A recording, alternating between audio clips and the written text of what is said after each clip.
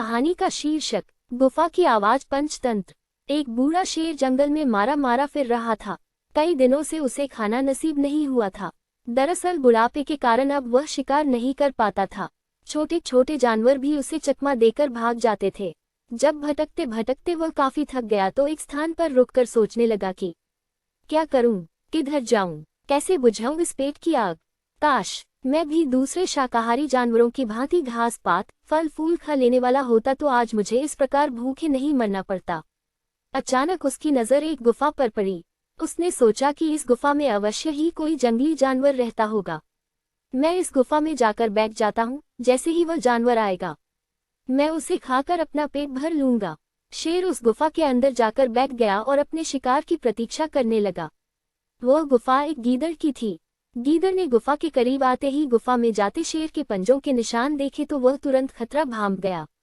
परंतु संकट सामने देखकर उसने अपना संयम नहीं खोया, बल्कि उसकी बुद्धि तेजी से काम करने लगी कि इस शत्रु से कैसे बचा जाए। और फिर उसकी बुद्धि में नई बात आ गई।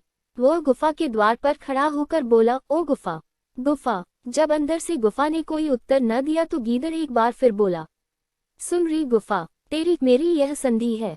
जवाब न मिलता देख गीदड़ बार बार अपनी बात को दोहराने लगा।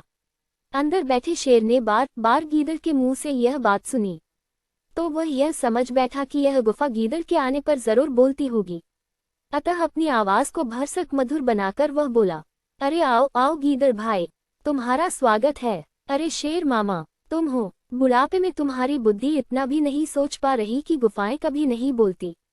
गीदड़ यह कहकर तेजी से पलटकर भागा। शेर उसे पकड़ने के लिए गुफा से बाहर अवश्य आया, किंतु तब तक वह चालाक गीदड़ 9-2-11 हो चुका था।